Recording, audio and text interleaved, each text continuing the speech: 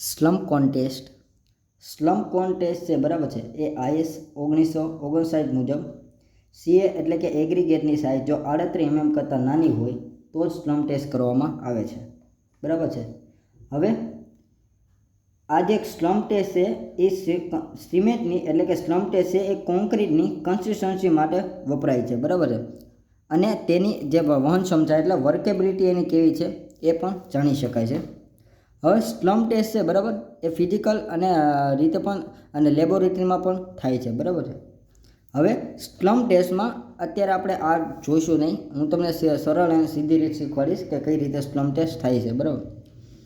હવે સ્લમ્પ કોનનો જે કોન હોય છે બરાબર એની ઉપરનો જે ડાયામીટર છે એ 10 સેન્ટીમીટર એટલે કે 100 mm, નીચેનો ડાયામીટર 200 mm એટલે કે 20 સેન્ટીમીટર અને એની હાઇટ એ 30 સેન્ટીમીટર એટલે કે 300 mm હોય છે બરાબર છે।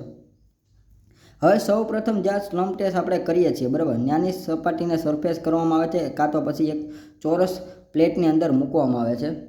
ત્યારબાદ એની જે આપણી ક્લિપ છે બરાબર છે એ ફિટ કરી દેવામાં આવે છે અને એની ઉપરથી આ સ્લમ્પ પ્લેટની અંદર કોન્ક્રીટ નાખવામાં આવે છે બરાબર અને આ કોન્ક્રીટને 3 સ્તરમાં ભરવામાં આવે છે। કેટલા? કોન્ક્રીટના 3 સ્તરમાં ભરવામાં આવે છે અને દરેક સ્તર વચ્ચે 16 mmના સળિયા વડે 25 સ્ટોક મારવામાં આવે છે જેથી કરીને શું થઈ જાય કે એની વચ્ચે રહેલા વોઇડ્સ એ દૂર થઈ જશે બરાબર છે। 25 સ્ટોક મારવામાં આવે છે 16 mmના સળિયા વડે જેથી વોઇડ્સ છે એ દૂર થઈ જશે।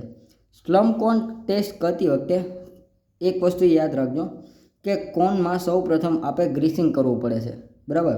સૌ પ્રથમ આપણે કોનમાં પહેલાં ગ્રીસિંગ કરશું એટલે ઓઇલિંગ કરી નાખશું અને ત્યારબાદ કોન્ક્રીટિંગ કાસ્ટિંગ કરવામાં આવે છે।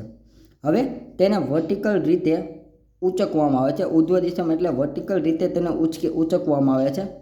હવે જો 3 કન્ડિશન થાય, કાં તો સ્લમ્પ છે બરાબર એ આખામાં ફેલાઈ જશે, કાં તો અડધો પડી જશે, કાં તો જેવો ને જેવો છે એવો ને એવો જ આકાર એનો બીબા જેવો રહેશે બરાબર।